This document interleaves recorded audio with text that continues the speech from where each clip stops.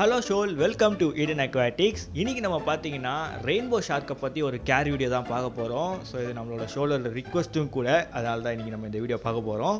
So ஷோல், rainbow ஷார்க்கை எப்படி வளர்ப்பது, அதுக்கான டேங்க் செட்டப் என்ன, ஸோ அதெல்லாம் என்னன்றதை நம்ம இந்த வீடியோவில் பார்க்க போகிறோம். ஸோ இந்த வீடியோக்கு யாருக்காவது புதுசாக வந்திருக்கீங்கன்னா மறக்காம நம்ம சேனலுக்கு லைக் ஷேர் சப்ஸ்கிரைப் பண்ணுறேங்க. அண்ட் உங்களுக்கு விருப்பம் இருந்தால் மெம்பர்ஷிப்லேயும் ஜாயின் பண்ணிக்கோங்க. இந்த சேனலுக்கு யூஸ் ஆகும், எனக்கும் யூஸ் ஆகும். ஓகேங்களா? ஸோ வாங்க வீடியோக்குள்ளே போயிடலாம்.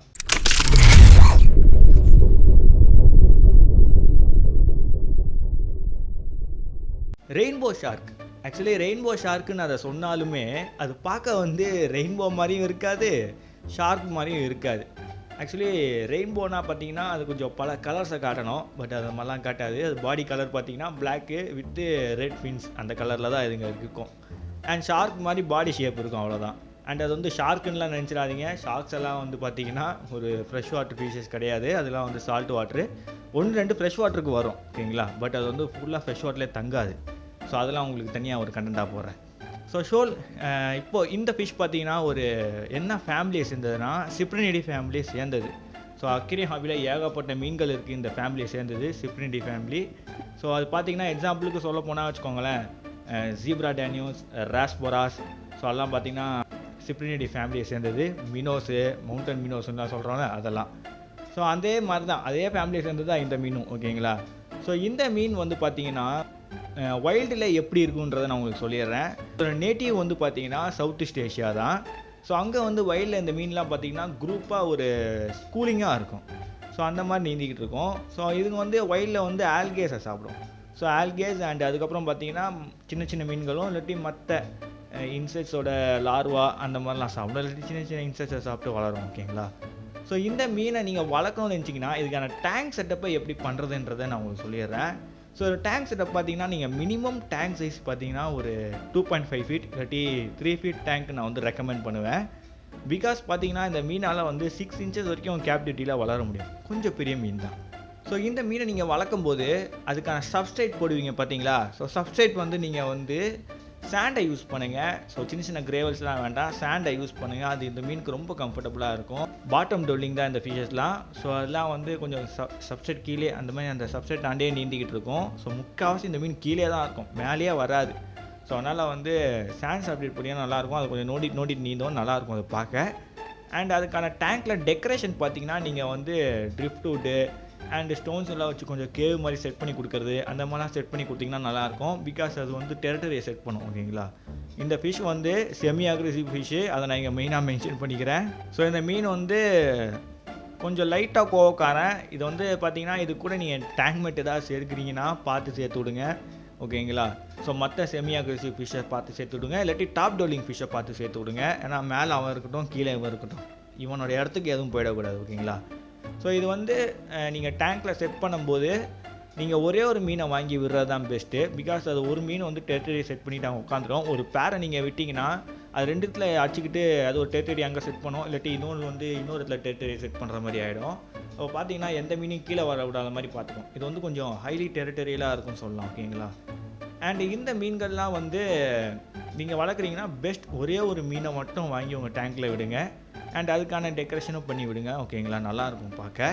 அண்ட் நீங்கள் டேங்க்கில் கொஞ்சம் பிளான்ஸ் எல்லாம் ஆட் பண்ணிங்கன்னா நல்லாயிருக்கும். எப்படின்னா இப்போ நீங்கள் சாண்ட் சப்ஸ்ட்ரேட் தான் யூஸ் பண்ணுறீங்க. ஸோ அதுக்கேற்ற பிளான்ஸ்லாம் பார்த்தீங்கன்னா நீங்கள் அனுபியஸு அண்ட் அதுக்கப்புறம் ஜாவா ஃபென்ஸு, அந்த மாதிரி பிளான்ஸை நீங்கள் சூஸ் பண்ணுறது ரொம்ப நல்லாயிருக்கும். இந்த 2 பிளான்ட்டும் பார்த்தீங்கன்னா பிகினர் ஃப்ரெண்ட்லி பிளான்ட் தான். ஸோ அதனால் பெருசாக லைட்டிங்கு அந்த மாதிரிலாம் எதுவும் வேண்டாம். ஸோ நல்ல ஒரு பிளான்ட் இதை சூஸ் பண்ணால் நல்லாயிருக்கும். இல்லாட்டி நீங்கள் கப்பி கிராஸ், ஃபாக்ஸ் டெயில் அந்த மாதிரிலாம் கொஞ்சம் ட்ரிஃப்ட்டை சுற்றி விடுறது. ஸோ கப்பி கிராஸ்லாம் பார்த்தீங்கன்னா கொஞ்சம் ட்ரிஃப்ட் நல்லா வைக்கிறது. ஸோ அந்த மாதிரிலாம் பண்ணிங்கன்னா நல்லாயிருக்கும். அண்ட் ஸோ இந்த மாதிரி பிளான்ட்ஸ் ஆட் பண்ணுறதுனால இந்த டேங்க்கில் கொஞ்சம் ஆல்கேஸ் வரும். ஸோ அந்த ஆல்கேஸ்லாம் இந்த மீன் சாப்பிடும், ஓகேங்களா? ஸோ இது ஒரு ஆல்கே ஈட்டரும் கூட, நிறைய பேருக்கு தெரிய மாட்டேங்குது இது ஆல்கே சாப்பிடுன்றத.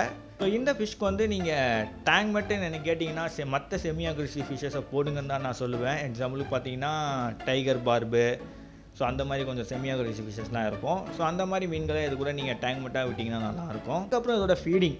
ஸோ இதோட ஃபீடிங் என்னன்றதை நம்ம பார்த்துடலாம். ஸோ இது பார்த்தீங்கன்னா ஒரு ஹார்மியோரஸ், ஓகேங்களா? ஸோ நீங்கள் ஆல்கே, அதே சமயம் நீங்கள் கொஞ்சம் ப்ரோட்டீன் பேஸ்டு ஃபுட்டாகவும் நீங்கள் கொடுக்கணும்.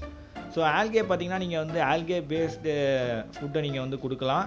அண்ட் அதுக்கப்புறம் பார்த்தீங்கன்னா ப்ரோட்டீன் பேஸ்டாக பார்த்தீங்கன்னா நீங்கள் வந்து பிளட் வேர்ம் இல்லாட்டி டூபிக்ஸ் வேர்ம் அதெல்லாம் நீங்கள் கொடுக்கலாம். அண்ட் இதில் ஜெண்டர் ஐடென்டிஃபிகேஷன் பார்த்தீங்கன்னா நீங்கள் வந்து மெயில் அண்ட் ஃபீமேலை கொஞ்சம் நல்லா மெச்சூர் ஸ்டேஜ் வந்ததுக்கப்புறம் தான் நீங்கள் கண்டுபிடிக்க முடியும். ஸோ மெச்சூர் ஸ்டேஜ் பார்த்தீங்கன்னா 4 and 4.5 இன்ச்சஸ் அந்த டைம் பார்த்தீங்கன்னா நீங்கள் வந்து ஜெண்டர் ஐடென்டிஃபிகேஷன் கண்டுபிடிச்சல அந்த மீனில். ஸோ மெயில் பார்த்தீங்கன்னா நல்லா கொஞ்சம் ஸ்லிம்மாக இருக்கும், ஃபீமேல் பார்த்தீங்கன்னா ரவுண்டடாக பல்கியாக இருக்கும் பார்க்க. ஸோ அதை வச்சு நம்ம வந்து மெயில் எது ஃபீமேல் எதுன்றதை கண்டுபிடிச்சிடலாம்.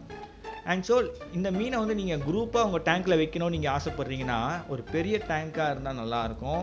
ஸோ இந்த மீன்கள் வந்து வைல்டில் குரூப்பாக இருக்கும்போது இதுக்கு அந்தளவுக்கு அக்ரெசிவாலாம் கிடையாது, பிகாஸ் இது வந்து கொஞ்சம் குரூப்பாக இருக்கும்.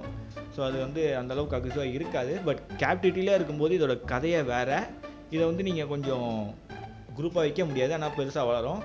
பட் நீங்கள் ஒரு பேரை அப்படி வைக்கும்போது பிரச்சனை வரும். ஸோ எப்போவுமே சிங்கிளாக ஒரு மீன் இருக்கட்டும், அதுவே போதும். ஸோ அதுக்கான கரெக்டான டேங்க் மட்டும் சூஸ் பண்ணுங்கள், ஓகேங்களா. டேங்க் செட்டப் இப்போ நான் சொன்ன மாதிரி டேங்க் செட்டப் நீங்கள் கொடுத்தீங்கன்னா அந்த டேங்க்கும் கொஞ்சம் பார்க்க நல்லாயிருக்கும்.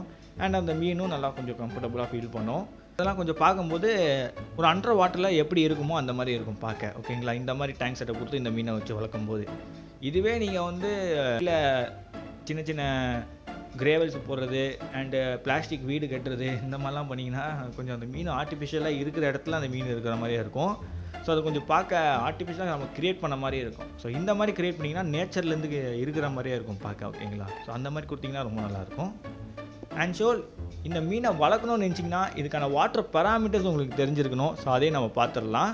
முதல்ல pH லெவல் பார்த்தீங்கன்னா இதை வந்து நீங்கள் 6.5 இருந்து 8 வச்சுக்கலாம். அண்ட் டெம்பரேச்சர் பார்த்தீங்கன்னா 22 செல்சியஸ்லேருந்து 28 செல்சியஸ்க்குள்ளே வச்சுக்கலாம்.